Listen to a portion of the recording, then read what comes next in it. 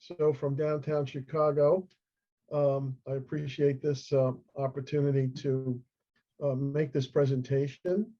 Um, and I'm just going to jump right into that. So we have 4 learning points today for this. And it's, why do requirements go missing? That's going to be the first question we're going to address. And hopefully by the end of this session, you'll know why and what the consequences are when they do.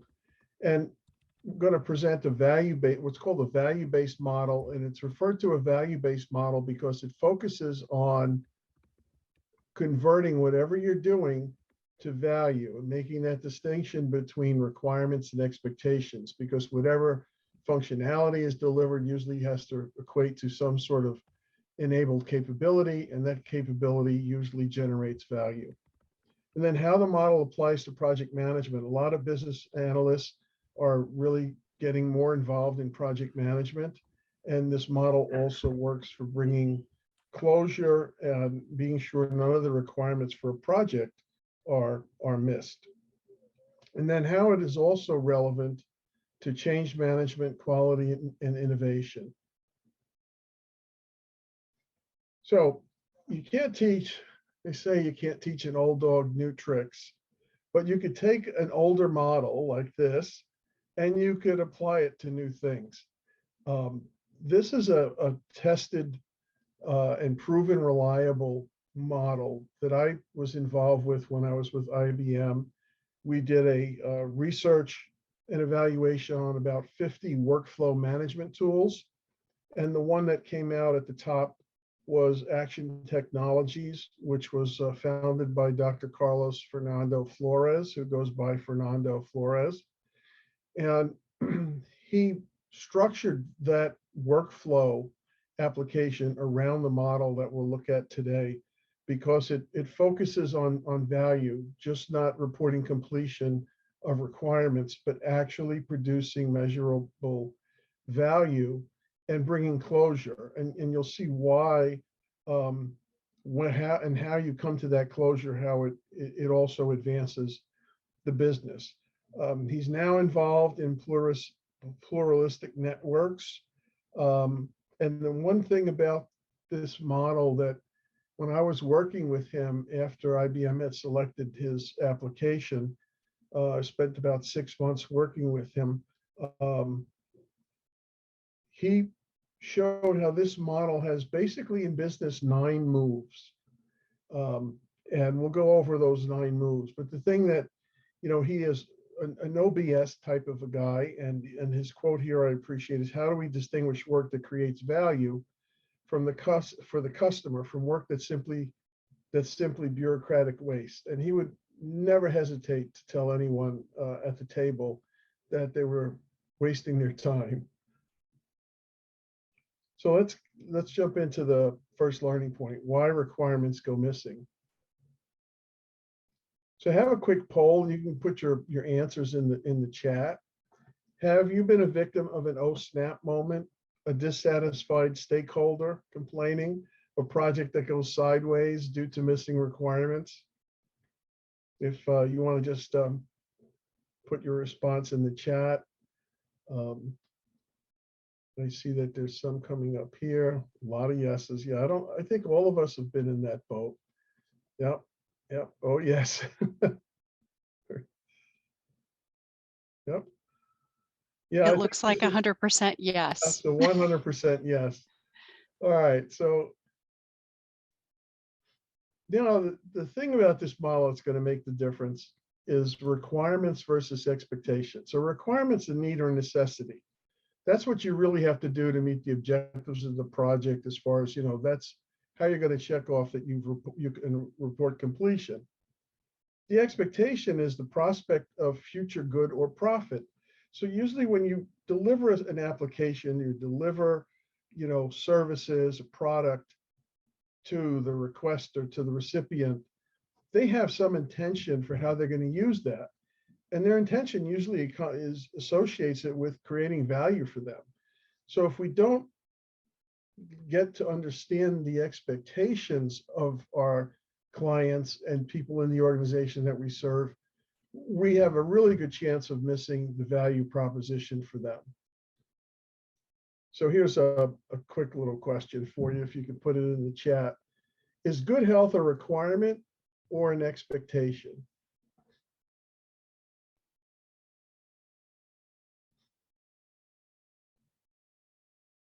Yes, expectation, expectation, expectation. Yeah, it looks like a, oh, very interesting. Okay, we got one there that picked up on that. Yes.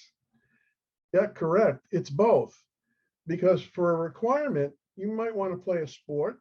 You might want to go on to a ride at Six Flags, and they say, you'll see the sign there if you have a heart condition and so forth. So there's times when good health is a requirement in order to do something. And then if you're, visiting your doctor, if you're taking, you're exercising, you're eating differently, you have the expectation of good health.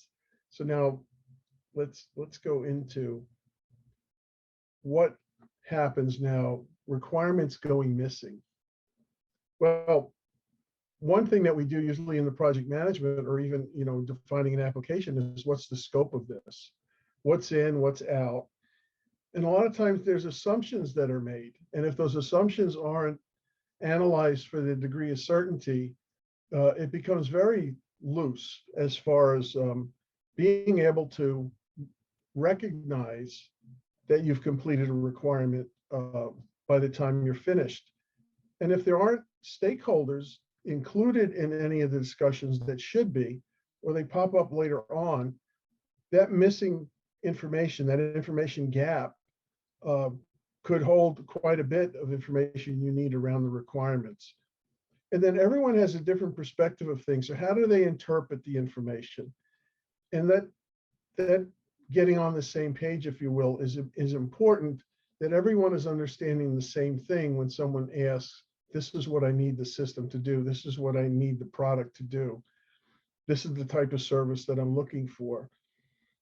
And many times those requirements, they'll be in a requirements matrix, a traceability matrix. They might be, a list that are user scenarios that translate to test cases. But if they're not translated properly, again, requirements can go missing. And then depending on who's on the team, who you're working with, their skills, their experience has a lot to do with their ability to uncover information and bring forward things that you might not know you don't know. And there's an obligation sometimes to accept the requirements. In other words, you're predisposed, you're predetermined that you're going to accept what someone's asking for without any dialogue occurring. But one thing I'd like to really emphasize here is never give up your right to negotiate, to understand if you don't understand. Because at that point, if you go forward not understanding, you really don't have anyone to blame but yourself. So you'll see in this model where that occurs, and I strongly recommend that you never give up your right to negotiate. And we've all been there in the oh snap moments. It's just all downhill once requirements go missing, milestones aren't completed, there's errors, and it ends up in just total stakeholder dissatisfaction.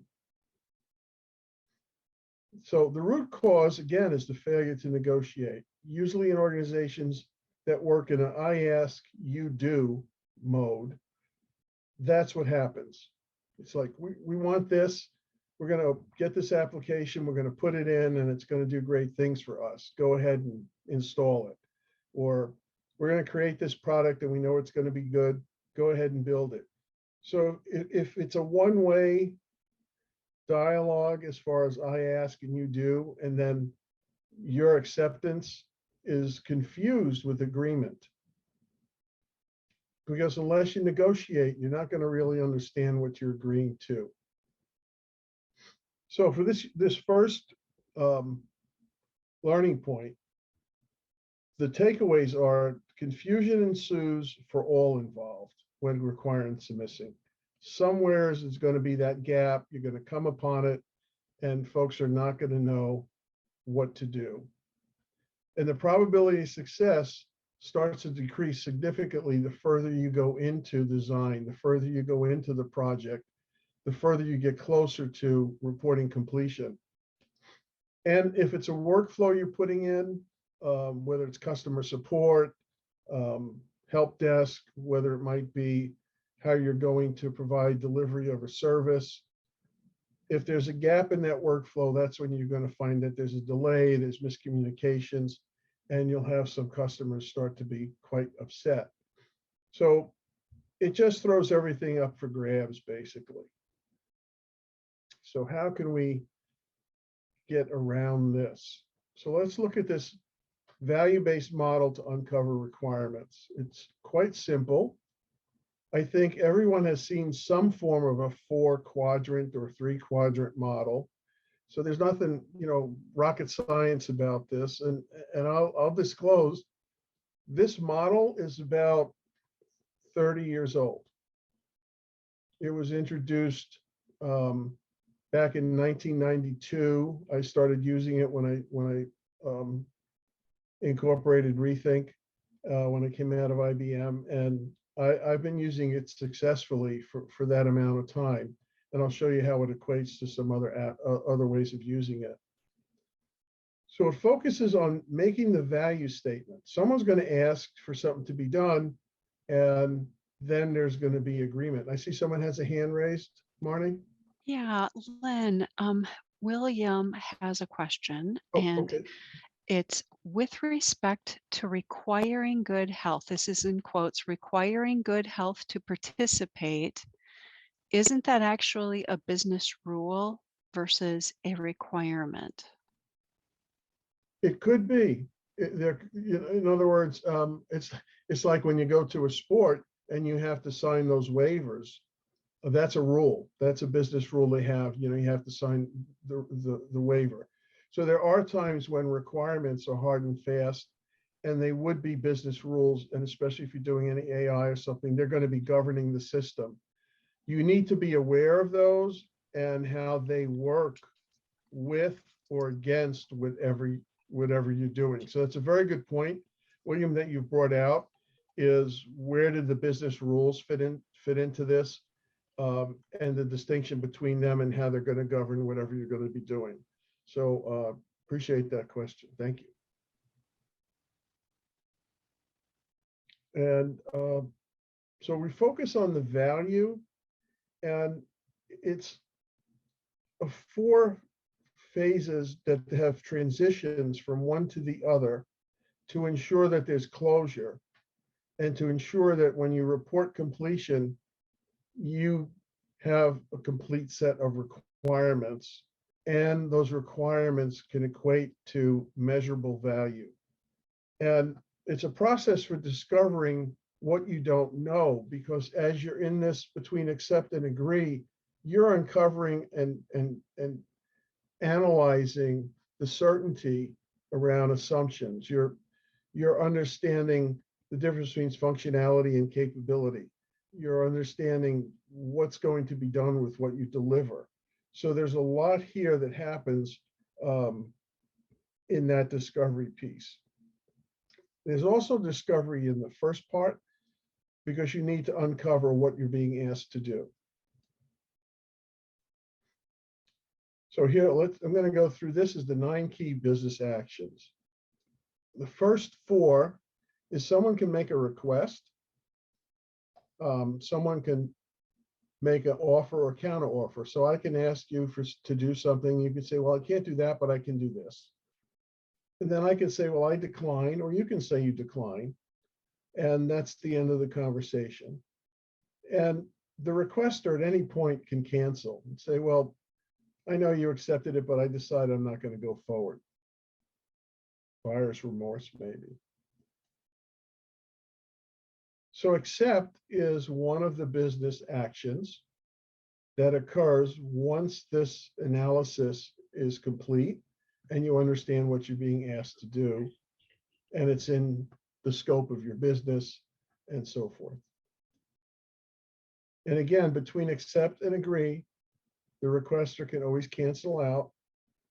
The sixth move is agreement, reaching agreement.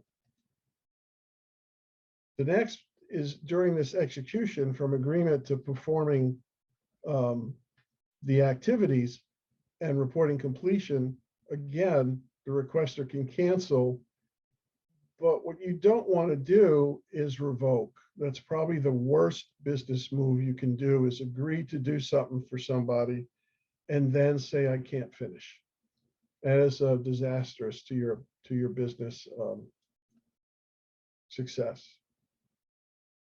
Can you please give a use case of this model from your work experience? Yes.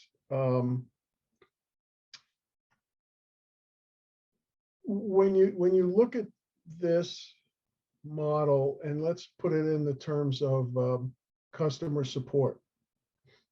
If I'm being asked to reduce the number of escalations that customers are having about how they're being serviced, and then I understand, how can I do that? What's available to me? What do I have to do to reduce escalations?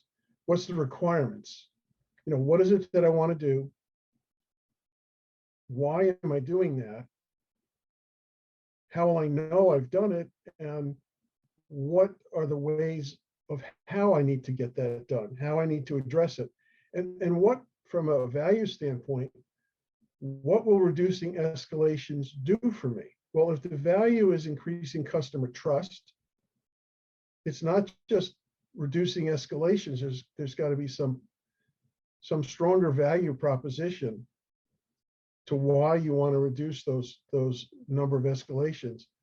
And that reason is because, if customers don't have to interact with customer support with complaints so much, and your folks are not busy doing case management to get the customers to have a more positive sentiment, then customers are going to trust you, and you're going to have better business relationships, smoother business relationships.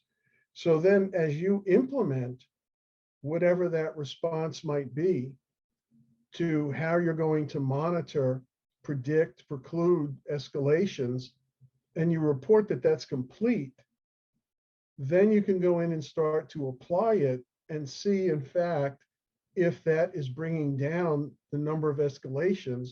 And in doing that, following up with those clients to see if they're involved in any more escalations or their sentiment has shifted. And at that point, you could get some declaration of satisfaction just by the fact that there's a reduced number of escalations and there's more positive sentiment with your customers. So I hope that that use case was what you were looking for. See, we are receiving the request in, and we are providing an offer or counter offer. Whoops. Between steps 1 and 2, what action should I take to support or execute this? Or am I understanding it wrong? Oh, okay. Okay, I'm glad I answered your question, Mehdi. Well, really, when someone is asking you to do something, is it in your core business? Is it part of your core business? Is it actually what you can do? Sometimes it's very simple. We don't do that, but we don't have that product or we don't have that service. Maybe they're asking you to do something that's an opportunity. And at the point here, the request is being made, and then you're going to look at it and either accept it or say, well, I can't do that, or I could do that, but I have to do it in phases. So I could do that for you if you have a time constraint that you're asking me to deliver it by, and then I can do the rest of it as a follow-on piece. So you create a counter offer. And we'll see as we go on in this how Dr. Flores made a distinction between businesses that are successful and businesses that are basically order takers.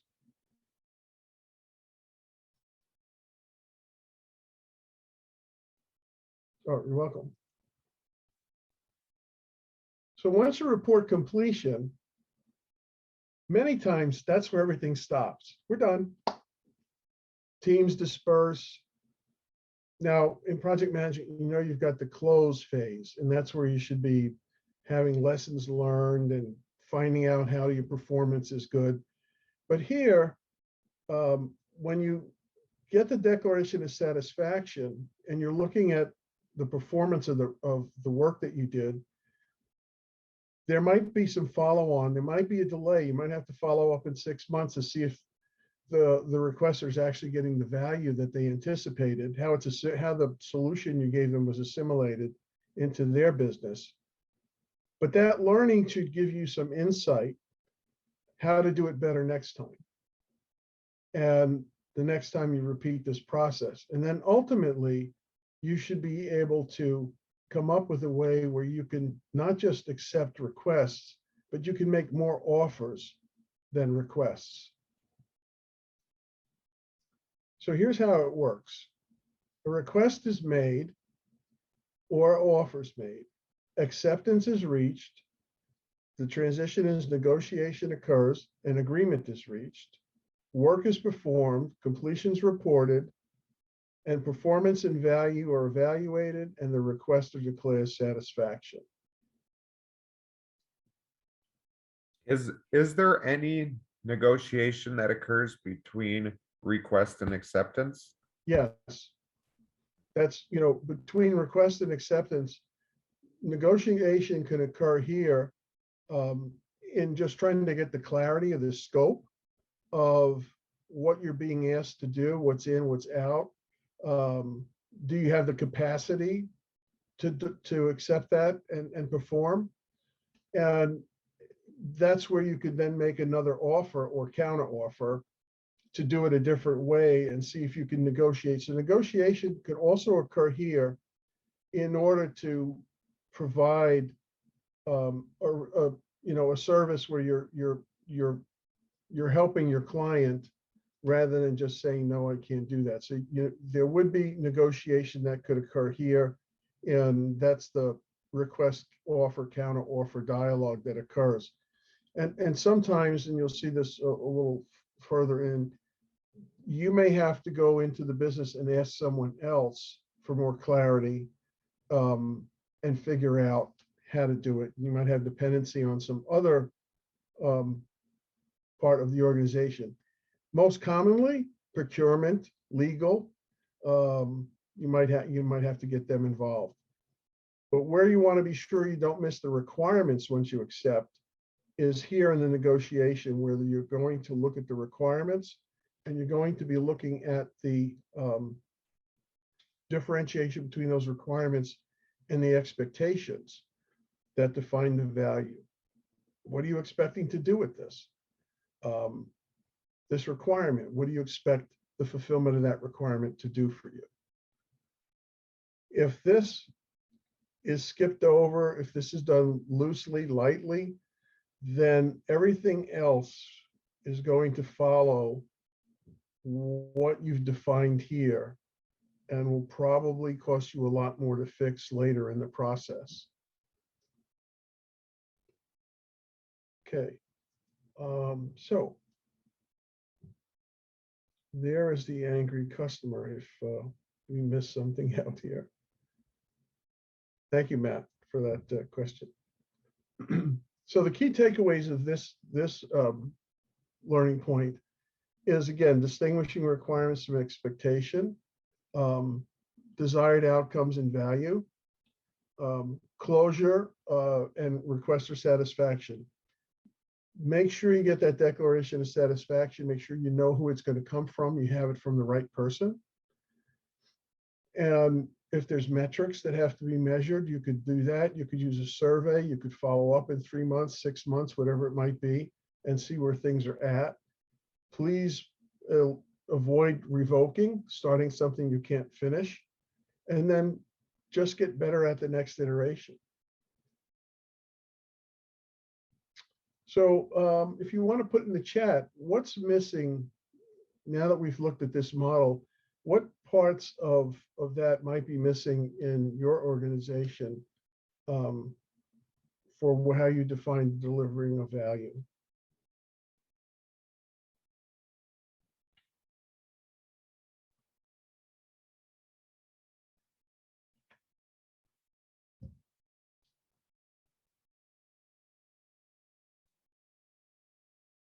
Yeah, the defining of it, negotiation, defining value, evaluating value. Yeah, sometimes it's very elusive, not having enough negotiation. And what occurs in that model, declaring satisfaction's missing, yeah, get that closure, sufficient negotiation. In that model, if I just go back one, there's in the I ask you do, negotiation being missing, then the evaluation breaks down. Because if you don't have those things defined, you don't know how to necessarily measure them at the end. So it's very hard to get the evaluation that you want on performance or delivery. And you find that when you can't do that, everyone is at a loss because you don't know what to improve. You don't not know, what you've learned and to do better the next time. And you might have just a disgruntled client.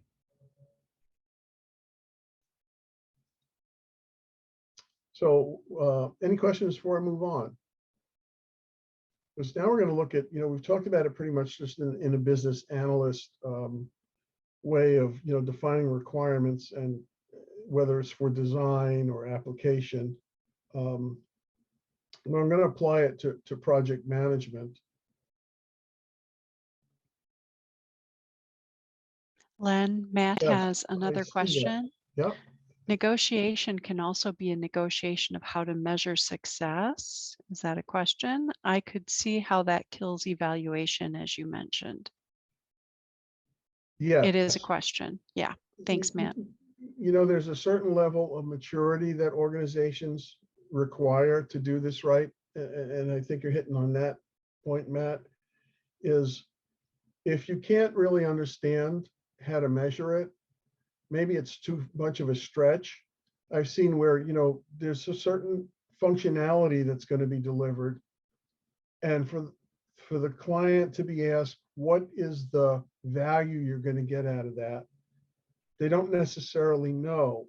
So if you say, okay, what capability are you going to get by doing that? So if I go back to the case for reducing escalations, well, if I can have that capability to predict that a case is going to escalate and I can prevent it, I want to have that capability to prevent it.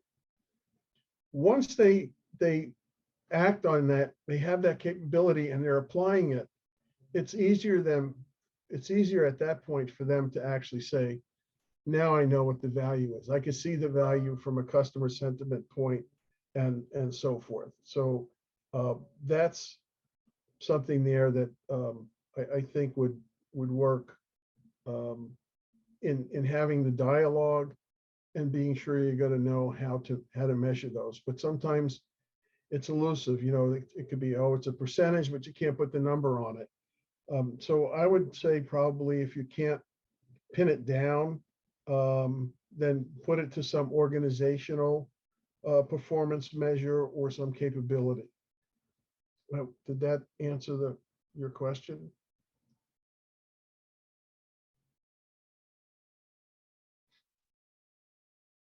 Okay. So now let's look at the model, how it applies to project management. And I'll make one point because it looks like as I went around that, it looks like it's pretty much waterfall oriented, but the agile piece of it kind of cycles around between negotiation and execution. Because as you've developed the epic, the stories, the sprints, and you're executing those, and you're going back and folks are looking at what's been delivered, and then you have some adjustments and you create your backlog, you're cycling around in back to negotiation and back to the delivery in the agile world.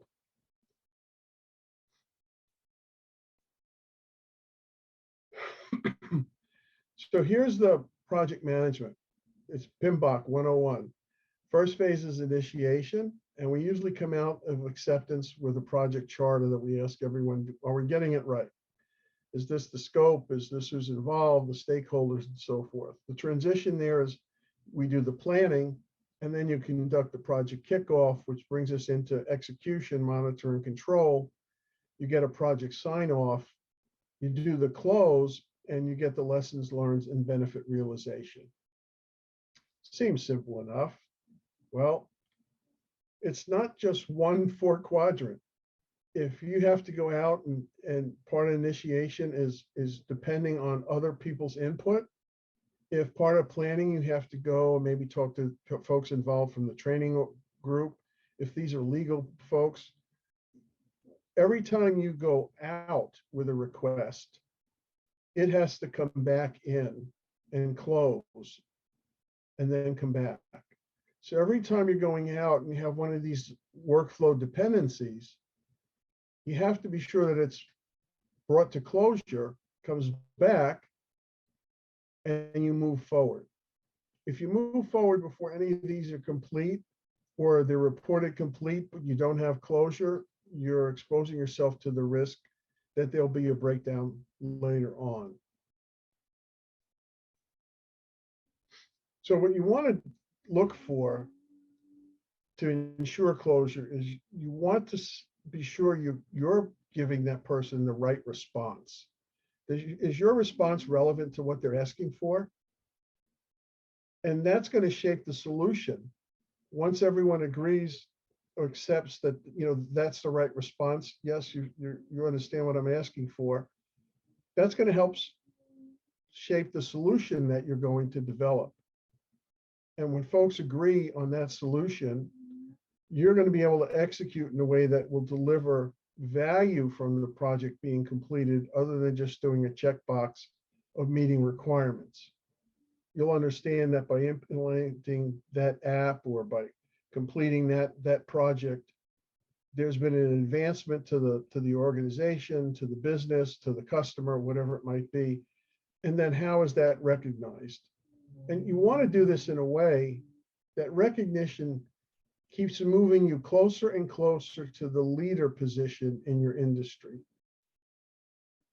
And that leader position is where you can start to make more offers as a response than waiting for requests. Now, here's some dialogue that I'm providing on each one of the transitions, because as an analyst or project manager, you might not know, well, what questions do I ask when I'm trying to go navigate through this model? So someone wants something done, and here's some of the questions that you can ask them. And you can ask yourself, is this part of our strategy to take this on? Is it in our core business? And make sure you have all the facts. Understand the potential value and how will that be recognized? And who needs to be involved? That's always really important when you're defining the stakeholders. Who needs to be involved? It's better to have maybe a few more cooks in the kitchen than not enough. Or you might have the wrong ones. That's always another problem. But you want to be sure too that you have the capability and capacity during this conversation. So here's some questions you can apply. But when both parties reach agreement, here's some questions. And to help, Dr. Flores distinguished requirements by conditions of satisfaction, COS, it's down here, and value is conditions of value. These are the conditions of value, and what you're going to execute your conditions of satisfaction, which also include delivering the conditions of value. So it keeps them tightly coupled, so you're sure that what you deliver is going to ring true. What is meant by how will that value be recognized? Usually that's a measurement, if there's someone expecting that they're going to be able to do this with the product, and that's why, you start to get a handle on that way up front. Well, if I do that for you, what are you expecting to do with it? What's it going to do for your business? You understand that here, and when you define it here, it's easier to recognize when you get to this point of evaluation. But usually it's some form of it's usually some form of a measure. It's either a metric or a KPI, an increase or a reduction. It could be more leads in the pipeline, whatever the request is expecting to get by having it fulfilled. So when both parties agree, you want to be sure you understand how those requirements and expectations are being satisfied. And again, who needs to be involved and what's the impact on what you're doing. And then always risks and constraints. You might be constrained by a date, you might be constrained by a budget, you might be constrained by people on vacation, you might be constrained by them not having all of the skills you need or their availability. So knowing that, it's a good thing to put. There's what was called a necessary and sufficient rule. That's called, am I doing what's necessary? And is that sufficient for me to deliver what I promised? This way you're not overstated and you're not understated. Question. Yeah, Matt is asking, are satisfaction and value automatically tightly coupled by definition?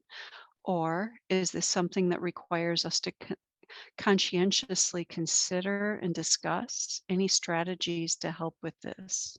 That's a good one. Think on that one a minute. Satisfaction is going to be in two flavors if you look at this model. It's going to be satisfaction in the sign off that you completed and met all the requirements. Satisfaction is going to be stated in evaluation of how you performed completing those. How was the organization to work with? Was it a friendly experience? Was it a bad experience? And then satisfaction in the context of value might not be recognized immediately. Not until a solution or a product is used, not until the requester assimilates it into their environment. So that's why you might have to have a follow-on or follow-up. It might require some training. So it might spawn another activity to get that satisfaction as far as the value, satisfaction of meeting the value, the expectation of value. So it's tightly coupled in that you want to be sure they're satisfied that you've done for them what they expected to, you delivered, and they're able to deliver and create the value that they expected for their organization or their customers. So they're tightly coupled in that sense, but there's more levels of satisfaction now, depending on how your organization wants to have that declared. You can, have a sign-off sheet. You could say, how did we perform on the project? A survey, did we solve all the requirements? What would you think of our performance? And then say, how are we going to assess the value? And up here, where you're doing the negotiation, if that's where you should identify if it's going to require any follow-up or follow-on in order to do that. And with big projects, digital transformations and so forth, you might have to come back several times to see how the organization adopted and used. You might have a downturn before you get an upturn, depending on how change management was handled and adoption. So I would say the general answer is yes, they're tightly coupled. This whole thing is a value-focused model. And if that client can't declare that you've given them the value they expected, then you've missed. No matter how good you really performed, or if you did all the requirements. But, remember that dialogue is occurring here to be sure it's in your ability to do it, to deliver that. So that's why it's important to do the negotiation phase so that you can be sure that you're going to be able to deliver that value. Okay, thank you.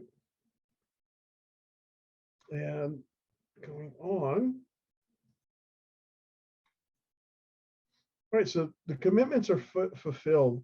So you might have to, at times renegotiate, and you have to have a process for it. If we have some finding here or some innovation that we see that could help, how do I go back here and renegotiate it? And just like you have scope management and change management, that's that similar iterative process that has to occur by going back to planning, getting the approvals, and then moving forward from that standpoint. And it's pretty basic on how you're just managing risk, issues, the dependencies, especially when you look at how the workflows fan out and how they're coming back and bringing closure and on time. And then how you report completion is important also. Do you have a form for that? Is it managed by the PMO? Excuse me. Is your customer, is there a master service agreement or an SLA that would be a little bit more formal in order for them to sign off? So at that point, satisfaction is declared. And here, we hit some of those points around the question earlier. Performance is evaluated. Did you meet the requirements? Was there any follow-up that's required? How will that be conducted? What are the lessons learned? How can you use those things to progress?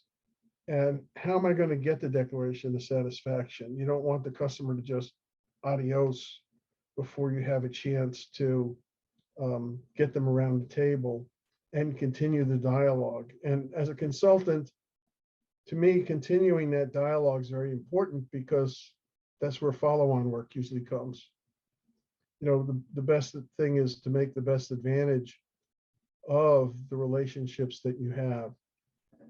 So the key takeaways here is successful businesses make offers versus waiting for requests. And it requires dialogue. Again, it's a value-focused model. Know your stakeholders, team members are stakeholders. Most important is manage the dependencies and be sure you have really good communication. Everyone knows their roles, responsibilities, they're accountable. Make sure you have feedback mechanisms so that people can bring things to the forefront when needed. And just continue that all you're doing is going to ensure that declaration of satisfaction at the end.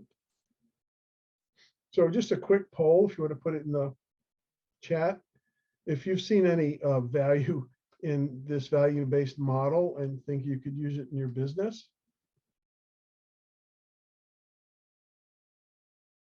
Thank you, Marnie. Yes, yes, yes. Thank you. So that's a lot of yeses, which I appreciate. And again, this has been around for some time. I've used it in my practice for a long time now. Rethink's going on its 30th anniversary, and I use this with clients in all different capacities. And here I wanted to show you how it can be applied to other things. For example, if you looked at the change management, and if you just looked at the learning curve on change management, you have an introduction of a change. You want folks to understand it so they accept it. You want that acceptance to result in awareness so that when they accept applying it, so they have understanding and acceptance, they apply it, it has use. So here's your change curve: understand, accept, use, and advocate. And here's, the 4 phases is an introduction. You're basically requesting, there's going to be this change. The negotiation is raising awareness and getting feedback.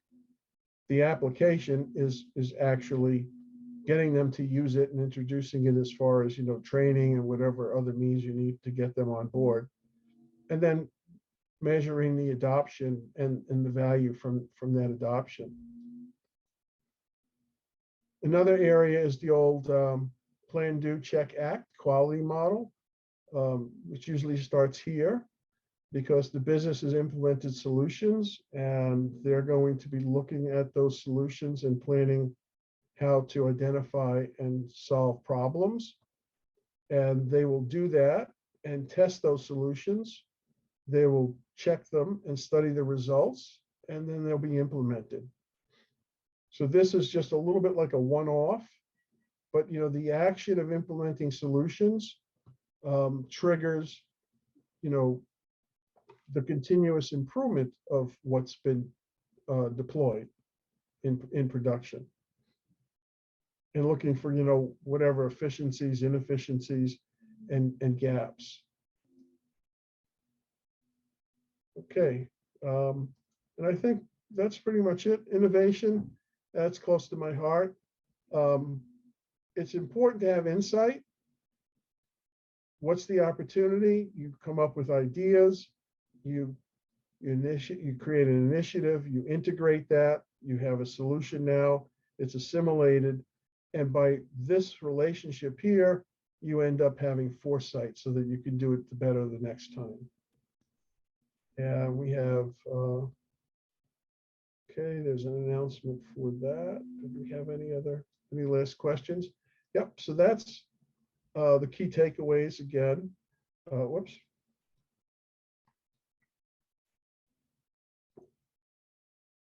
Again, differentiating acceptance and agreement,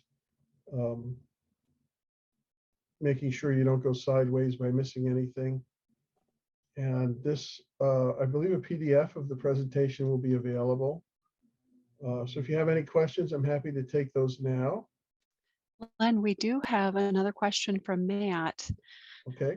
Any recommended follow-up reading or related tools that you can share? Also, I think we have enough time. Do you ever find competing value propositions, an example, two different leaders with two differing goals, impeding progress? Any thoughts to share? Sure, I'll take that one. Whoops. The competing thing, it kind of goes to when you're doing project management. And as projects, we get more projectized, and projects are evolving towards product management. We get more strategic. As we get more strategic, you have to look at the portfolio. So if anyone's managing the portfolio, they should be managing where their investments are being put and what projects, so it might be healthy to have competing projects. I know we used to have a lot of that at IBM, and people didn't know about it till all of a sudden, oh gosh, they beat me to the door. But you want to be aware of other things going on with your projects, especially if they're going to be tapping into your resources, working with your stakeholders. There's logistic reasons why you want to know that. But I think that probably needs to go up to a portfolio management level and looking at the strategy and looking at how money is being invested in those projects, so that if there's any competing projects, unless they're intentionally doing that, there should be a process in place to avoid it. Okay, thank you very much, Len. This is Matt. That was my question. Yeah, because we've had, and I think other people may have experienced similar things, problems where we're kind of duplicating effort or work that is already done or already exists for some other group or application, such as, I don't know, like a data warehouse tool. There's no reason that we have a separate one and separate project. It's just two different tracks or two different groups or right hand and left hand not talking. So the value starts to drop sharply because the value is already provided elsewhere, right? And then it's hard to justify or provide value, or maybe that's where the cycle in the model of possible cancellation or renegotiate what is this going to provide us and clear that up in those earliest cycles of the model. I think you're right, Matt, and I think that when you look at this, not only from portfolio management or strategy alignment, you also want to look at how does the business address standardization? And standardization is usually like a foundation for which systematization follows. So a standard way of addressing, certain service delivery, product development, and so forth, would set a foundation for a process, and maybe have to go through steering committees or so forth, or that cross-organization communication that's required in order to do that. Because then, if you try to do standardization around some of that stuff that's already, the concrete's been formed, people will stay because they're going to resist change with what they're comfortable using, and becomes a little bit more difficult to make that change. So I contributed a chapter to the keys to our success. You can get that on Amazon. I don't get anything for it. I contributed a chapter to this. It's like 29 project managers, and they contributed to their success. And in there, I have an overview of how do you ensure you're solving the right problem. And I have a U.S. patent on problem solving and ideation. So this gives you certain steps to make sure you're solving the right problem. And coming soon will be a Rethink to Innovate, which helps folks understand how to get from insight to foresight. I think if we learned anything from COVID, the companies that might have had the foresight to see it coming and adjust real quick, like Zoom, overshadowed WebEx, have benefited. So So is Rethink to Innovate a program or a book, or what is that? Rethink to Innovate is actually a workshop. Okay. But it'll come out as a free webinar that gives people an overview of Rethink to Innovate, and it incorporates my patented method. And there's also, it's been incorporated in a very large analytics strategic management software called WISM. So that there's a process and there's an application that actually applies it. So we're not just doing a stand-up workshop, we're actually using an application to get you through the problem-solving process. Do we just watch your website to look out for that, or connect with you on LinkedIn to find out about that? Or yeah, I think if you connect with me on LinkedIn, you can email me. I enjoy giving back to the profession, so any questions, feel free to email me and I'll get back to you. Connect with me on LinkedIn.